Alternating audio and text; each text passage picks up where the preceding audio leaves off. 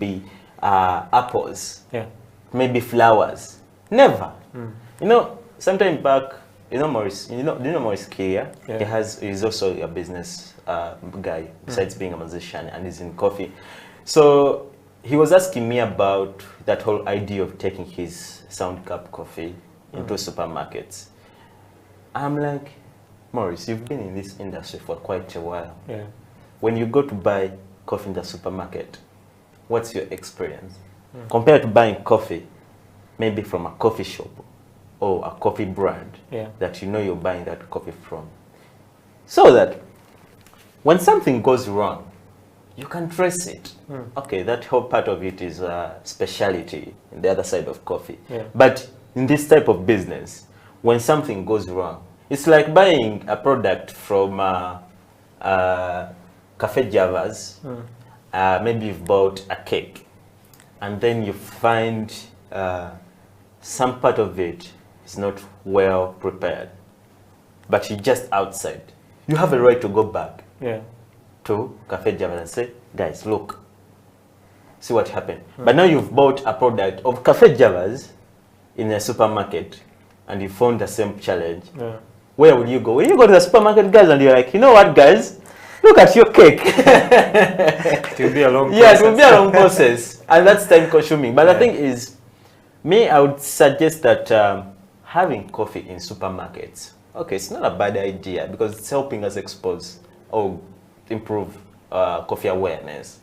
Because people, as they're going around the store, they will see coffee. Okay, kanokachi, it's a coffee bag. What's inside? Let me buy it, maybe. But in terms of quality, no. I give it a 0 over there. Because when you have coffee in a supermarket, you're not monitoring it. You don't know how those guys are handling coffee. They even maybe don't know anything about coffee, you know, compared to having a coffee product or a coffee bag in a certain coffee premise or a coffee shop or a coffee company. And they know that, okay, you know what? This is our coffee. We roasted it on Monday, which means by Monday next week, it has to be done. Those are the methods that such companies have to use. Compared to taking your coffee in a supermarket, and it's going to be put down in a shelf, and I come, maybe I'm buying Anodi's coffee, you know, it's like, okay, Anodi's coffee is good, I've tested it, I've had good reviews on it, let me go and try it. On reaching home, trying it, you're just running down, you know. Yeah, so it's not a good thing to have coffee in the supermarkets. If it's possible for you to have your coffee sold in your premises, please do that. That's one thing actually I would advise people to do. Like, if you're a coffee producing company, the fact that you have funds of roasting coffee, packaging it, branding it, basically you've gone through all the chains of coffee, like for it to be as a final product. Why don't you get a space? Why don't you get an online platform? Because that's what we're adopting these days. Have a cameraman. Have nice shots taken. Have a website. Okay, that's expensive, but you can start with Instagram, you can start with Facebook, you can start with Twitter. Have good visuals. Put the price tag. Put the contacts where they can call you. Market it well. See whether you not sell that coffee and people like your product. Compared to taking it in a supermarket, and it's going to take 3 months without buying that cup of coffee. And when they buy it, they will say, I know this coffee is bad. Yet in actual sense, your coffee is good. So just utilize those spaces, utilize the information that you get here on the coffee break, at least to make better decisions when you're dealing with coffee. Interesting. I'm you're a barista and you've been doing this for a while. You're also a trainer.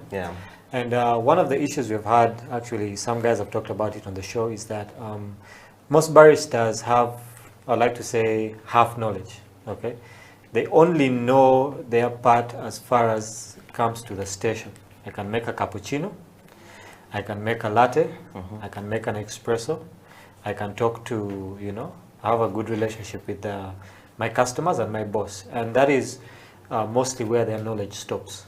Okay, that brings into question, okay, what are we doing in these coffee schools? Because for someone to totally understand what coffee is, all right, they have to get a complete understanding. And to understand what coffee is in Uganda, you have to understand coffee from the past, okay? What has been happening, what are the different developments, what are the different organizations doing, okay? What kind of research, we had a guy called Owen who was on the show, said that he was doing a lot of research in coffee, okay? But you find that baristas actually don't know this information, okay? So you as a barista, okay, what can we do to make sure that baristas don't have only on-station knowledge, but have a wholesome kind of knowledge when it comes to coffee, especially in Uganda? Now, let me ask you a question. Yeah. Just a brief one. Yeah.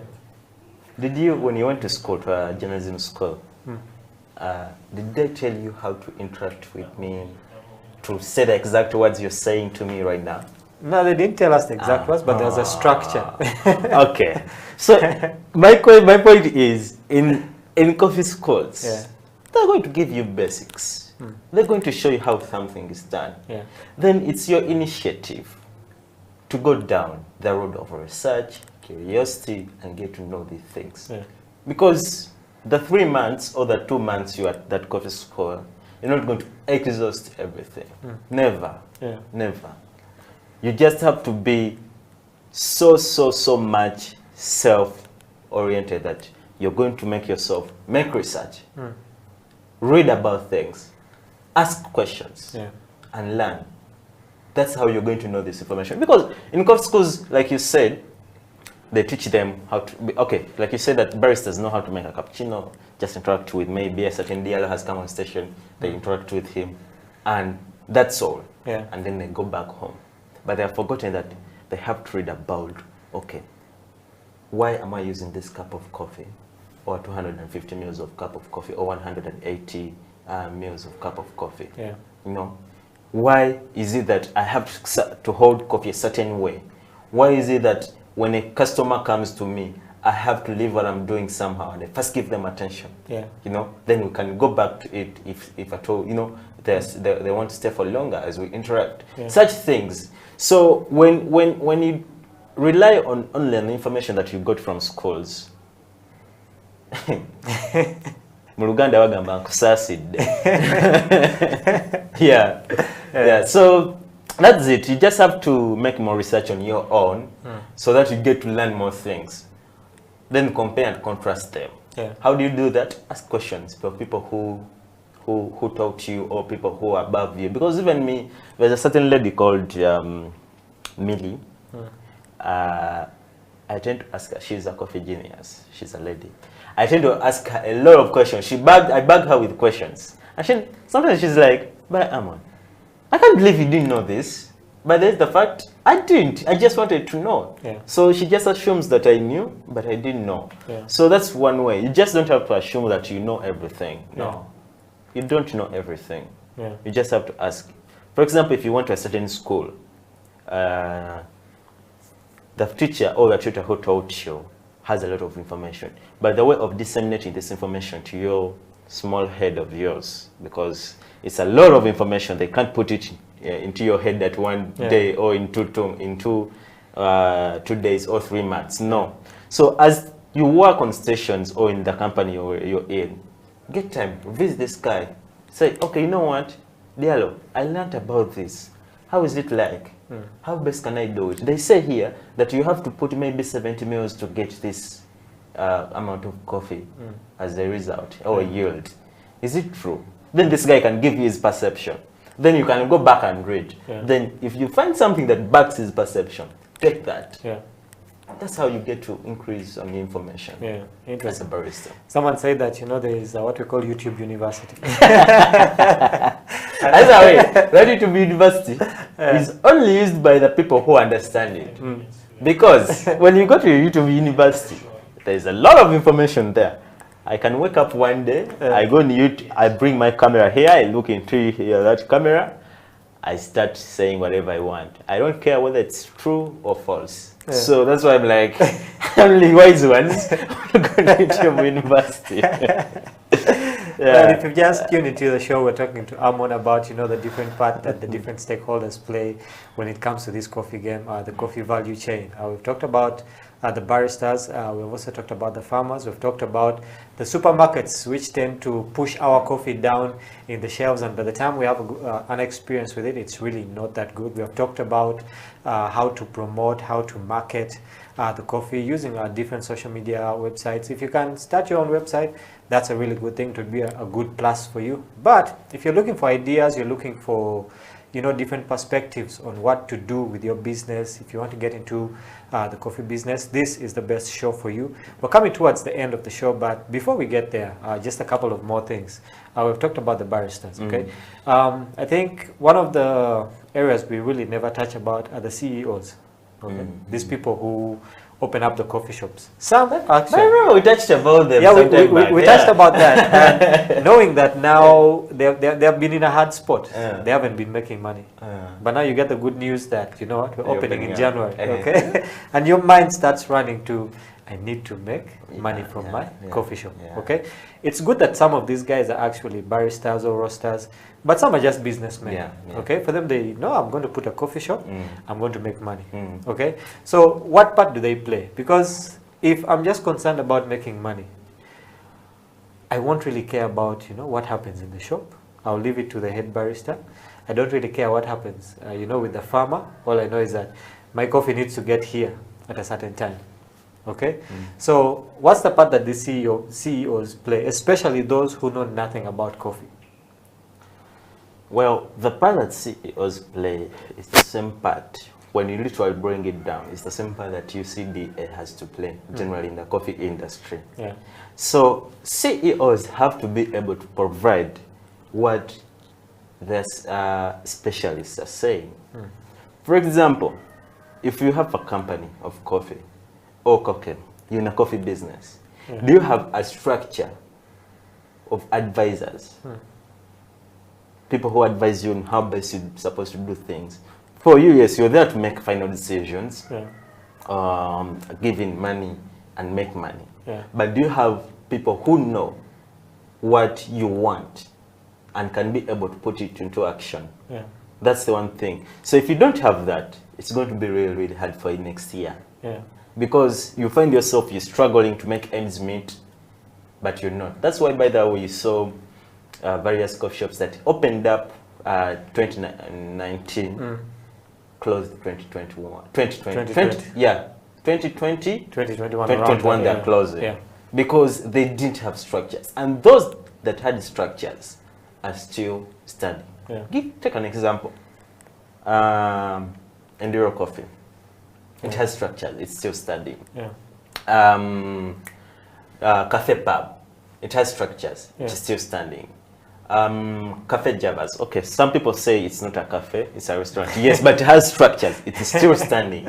Okay? New Cafe, it has structures, it's still standing. All those coffee shops, all coffee businesses that existed, created structures that help them in states like these ones. So for CEOs, what I have to advise you is, one, please get structures that will help you in sometimes that difficult decisions have to be taken, because you won't make a certain decision without consulting this person who's in the farms, down in the farms with farmers. How is coffee that side? Because now I was getting certain information that coffee in Elgon region is becoming scarce these days. And I quite believe or suspect that in the coming years, like 2 or 3 years, coffee is going to be more expensive. Because now, the fact that now it's becoming scarce, Elgon region is one of the areas that give us most of the coffee, then Rwenzori, then Central. So that's Western or Rwenzori. So when we have different people in different departments who are seniors, specialists, they know what to do. For you just here, a CEO, of course, for a certain company, you're seated somewhere in your office. You're just waiting for a certain DLO to come, Emma to come with different ideas and different suggestions, and then in your wise mind, you see, okay, this is a good suggestion, I can go with this. That's how you're going to survive. But otherwise, instead of you coming to maybe a coffee shop and you see paper all over your coffee shop, you're like, okay, business is booming, business is booming. At the end of it all, after 3 months of opening up, or 5 months, people will be nowhere. Maybe because coffee is bad, maybe because the surface is bad, maybe because the infrastructure is bad. So all such things have to be put into consideration. Yeah. Well, our time is fast spent. I know that we can talk, we can talk, forever about coffee. But thank you for coming onto the show. And just before we leave, okay, what are your next plans when you get out of here? I know it's a weekend. Are you going back to the coffee shop? No. Probably you have a date we don't know about. See you looking all fresh, No, I'm just going to have a GNN shoot because I have someone to host. 2 p.m. So I'll be hosting him, shoot an interview with him. Okay. Then that I'll go and watch a football match. Man United. A Man U supporter. I'm a Man U supporter. Now these days we have the best coach around. Well, we'll end that show right here. But it's good that I'm back on the show. I've been missing these conversations. I know we've been trying to get in touch and have this conversation, but it's good that we've had it. And it's good. Well, I'd like to say welcome back. Thank you. It's good to have you back. For those of you who have been thinking of where the Messiah is, well, he's back. And it's a good thing that he has come back to the show. Maybe next weekend he'll be the one, hosting the show with whoever we'll be having in the studio. But thank you for giving us your time. Thank you for staying with us on the Coffee Break on House of Talent Television. I know you must have heard Amon saying the statement, a certain Diallo. Well, that certain Diallo is the one who makes us look good on the cameras. He's the one who does everything in the studio. And we'd like to say thank you to him. Thank you to Isma, who's there also on the switcher, making sure that, he shows you one side and the other side also. And basically, they're the guys who make things work here. And to the whole crew, basically, we just want to say thank you to you guys. Remember, you can always comment. We are live on Facebook, on YouTube, and on Twitter, HTV1. Make sure to comment, like, let us know if you have any questions. But until next time, have a great day. Grab a cup of Ugandan coffee. Not other coffee, Ugandan coffee. We'll see you next time.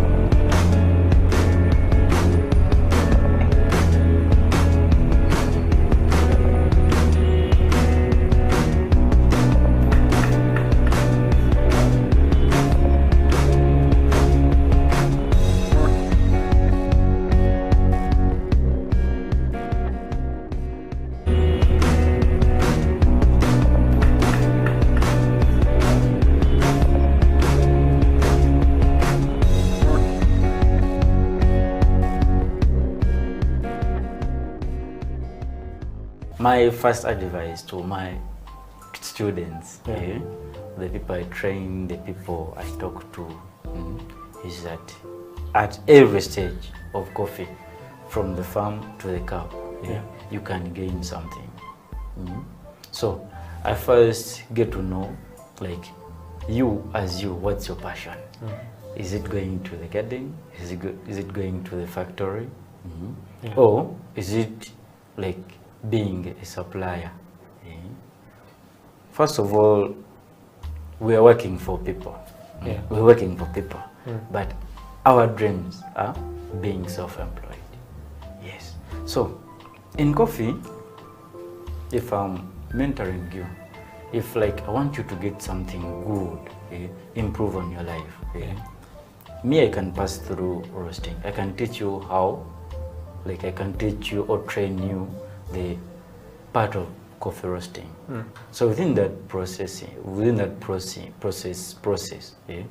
you like will be making some money somewhere. And where does that money comes from? You buy your coffee, you roast, you pack it, and you sell. Of course, there are many cafes that are opening. We have our organizations here in Uganda, like they are boosting up the consumption. We have business people that are starting up cafes, but there is that gap. There's that gap of supply. There's that gap of supply. Big companies are exporting, but we can also be the big company at our youth stage. We roast our coffee, we pack it, and we sell it. Let me take another example. You can be a good person in computer graphic designing. So when I introduce that idea, you can plan the way of branding that coffee, how we can market that coffee. Yes. So we can, like, at the end of the process, me and you will be having something to put in the pocket, or to save on the account.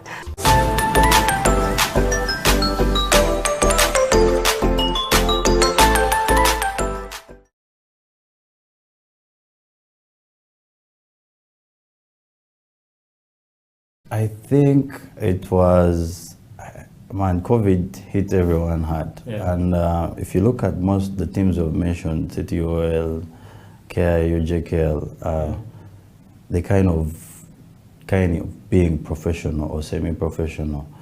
They had players on contracts, and they have to pay them. And COVID, and most of these teams are owned by individuals. They don't have sponsors. Or maybe CTOL, they have sponsors. But also business was slow. So financially, these teams were hit hard. It was really tough for them. And that's why they couldn't come back. The league couldn't be there. Even me myself, I couldn't believe we'd play. Because I realized COVID, you have to go for testing and all this. It's really expensive. Spending 50K on a player instead of giving that 50K to the player to enjoy it. So it was it's financial, because the player's not. COVID has been there. You have to play. You have to pay the player, and he's not on court. So most teams looked at it and was like, no, we don't have that money. It was financial. That one, I can't lie or what, it was a financial issue. So that was the issue.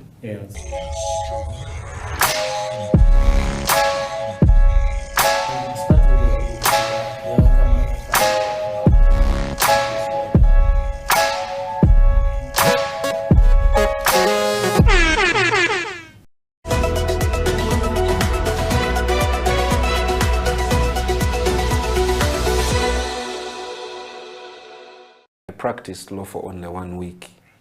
Actually, not even 1 week. I think for 4 days of the first week, and I spent more time writing poems than than writing legal briefs.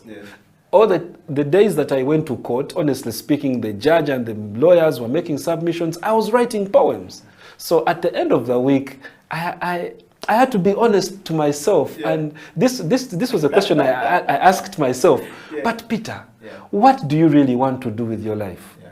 You are at a law firm, but you are writing poems more than actually attending to the legal work. So why don't you? Why are you cheating yourself? So why don't you focus on this thing that you're calling your passion? Try to nurture it and stop living a fake life because you're pretending to enjoy this lawyering thing, but you are not. Yeah. So I went and I talked to at the time I was still at LDC. Yeah. I'd graduated, I had a bachelor's in law. Yeah. And I was studying to get my practicing certificate. Yeah. And we were in term 3. Yeah. And so, but the time, but I was doing some practice, some paralegal work, and I said to myself, I'm not just cheating myself, but I'm also cheating my parents. They had given me tuition to pay, but I made sure I wait for my father to come back home, and my mother was already at home. So I went and I told them, I am done, I am tired, and I didn't eat your school fees. Here is the money. Here is the cash. Yeah. I want to be a writer. Please allow me to drop out of LDC and pursue this thing. And my father asked me the same question, and they were not happy, that to be honest. You could see. I could see. But then they could also understand that I wanted to do something that I wanted. So my father asked me the question, what are you going to do now? My answer to him was, what am I not going to do? And for me, because for me, I saw it as an opportunity to explore every other thing I always wanted to do with my poetry. So be it taking it to studio, be it taking it to theaters around the world, be it publishing it in books. Yeah. I felt this, I needed the time to grow, I needed the time to unlearn, I needed the time to practice my craft. And so they were not happy, but they were supportive. I mean, there are days I've gone home and I've found my mother praying for my book, dedicating it to, and you walk in the house and she say, dear God, make my son a successful writer. Yes. So I recognize those efforts that my parents, and the pains that they had to go through to allow me to become the thing that I wanted to be.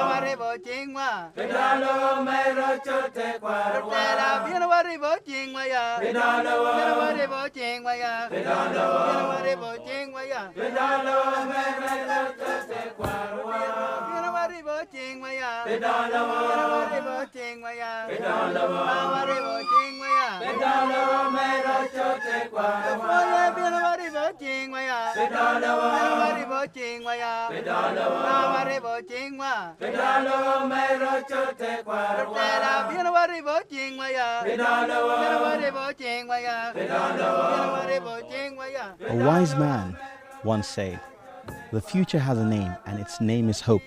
A tiny flicker of light that feeds on hope is enough to shatter any shield of darkness." At Mandulis, we really believe in this.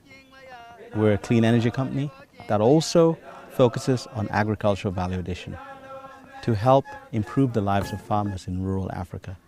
Something that's close to my heart, having grown up in these communities. I was born in northern Uganda, in such communities that we've seen today. I spent my early childhood running around these roads.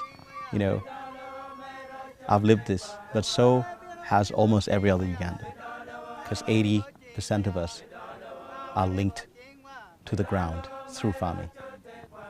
And now what today has been about is figuring out how farming cannot only be productive for food, but rather how farming can be productive for the entire ecosystem and the economy.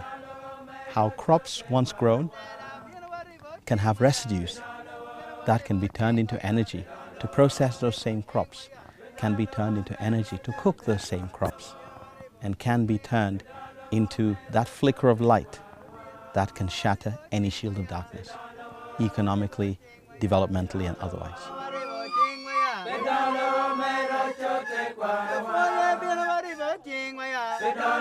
I am Jean-Baptiste Fauvel. I work as a program manager at the EU delegation to Uganda, and I'm in charge of working on inclusive green economy. Inclusive green economy is one of two focal sectors of the EU's development cooperation with Uganda, so we have allocated a significant amount of resources to advancing this agenda of promoting inclusive green economy in line with the government's ambitions in this regard, because Ugandan authorities have launched the Ugandan Green Growth Development Strategy end of 2017, and we are keen on supporting this. This visit to the pilot projects implemented by Mandulis in the Gulu district, Gulu region, has been a very interesting experience for me, a learning experience, because I'm not familiar with gasification, the gasification of biomass, and the many interesting technologies implemented by Mandulis here. So I've learned a lot, and I am extremely grateful to Peter and his colleagues for showing this and the very inspiring message conveyed to us visitors. What's interesting about this project, what I've learned from Mandulis, is that they are covering the missing link in rural electrification. And that missing link is that, we try to electrify people, and it always requires subsidy. What they're bringing is they're connecting the value chains, the agricultural value chains, the groundnuts, the rice, the maize, and this value chains, which are worth a lot of money. They're using the waste from these value chains to make energy, which returns resources to the community. And this has not been done successfully in East Africa yet. So this is a really exciting project. And so what my plan and what I'll be working on is to try and help them finalize the business so that it's investable in a way that they can grow to meet all 16 of the target areas. I'm telling you that take this stove, okay, take this sigiri, go home, after you've made your muchama and you've eaten and you've enjoyed yourself, I'll buy back the ash from you. That is crazy, but it's what makes you now say, okay, maybe I should switch, because if I calculate the amount of money, let's assume you're buying 1 ton a year, and that 1 ton you're spending about 500,000 shillings, and let's say you're getting about a quarter of a ton at the end of the year, 250 grams, 250 kilos, that's 5 bags of charcoal. How much is 5 bags of charcoal? You're like, okay. So if you're spending 500,000 and you're earning 100,000 from your waste at the end of the year, in a rural environment, that's covering 2 terms of school for 1 kid. So it gives that incentive to switch, because you're saying, look, it's still wood, but this is cleaner. It doesn't beat the environment. It's cheaper, but more importantly, it is an income stream for you as a family. I have been very impressed by what I've seen. It's been very inspiring. And I will be very keen on exploring whether and how we could maybe support Mandulis' ambitions in the future. I will share my takes with colleagues in Kampala, and we will explore what can be done. The EU has been a strong partner of Uganda in many different fields, from infrastructure to development to others. And I feel it's crucial for them to see how what we're doing fits in within their plans and Uganda's plans. The farmers are ready. The farmers are ready for someone to come in and make this happen. So we go back to what we need is rural electrification. What we need is we need markets for food crops. The markets for food crops are there, and the opportunities for rural electrification are there, and the farmers are willing to participate. So what surprised me, it didn't surprise me, but is how knowledgeable they are.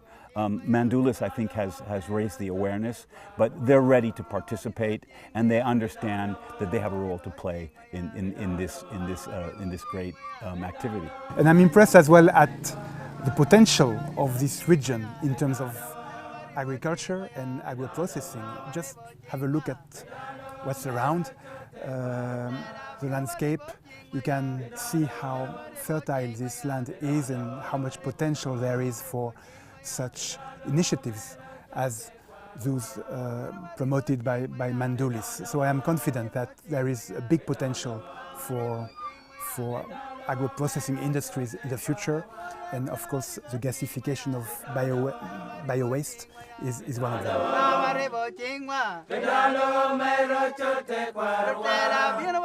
This is a beautiful area. This is a wealthy area.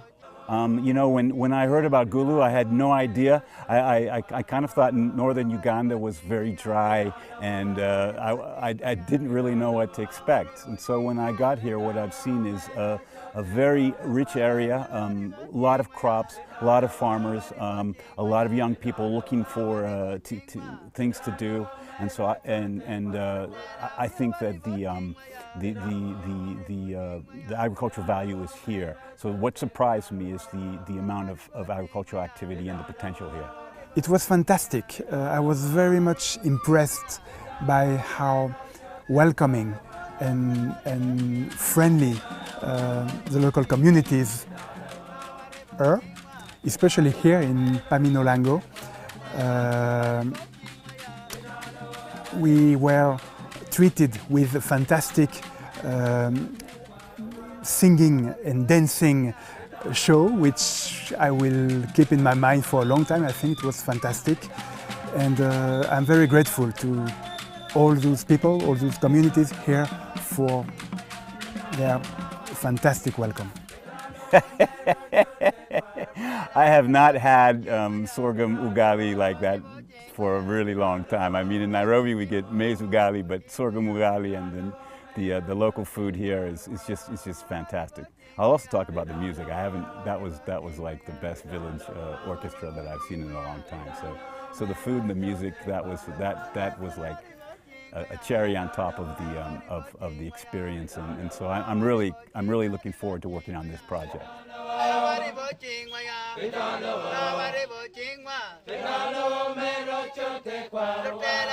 We wanted our guests to experience the warm welcome of the culture in rural Uganda, especially in this part of rural Uganda. So we had everything from Malakwang to Bo to Lakorokoro, you know, to Odi to Olel, all the food that's grown just down the road from here, and they've eaten it right here. Everything, you know, even those who had the chickens are grown here, and they've been fed on the maize bran and the rice bran, you know, and everything's from around the corner. Fresh food, natural food, cooked with a lot of care and a lot of love for everyone, and a lot of welcoming warmth.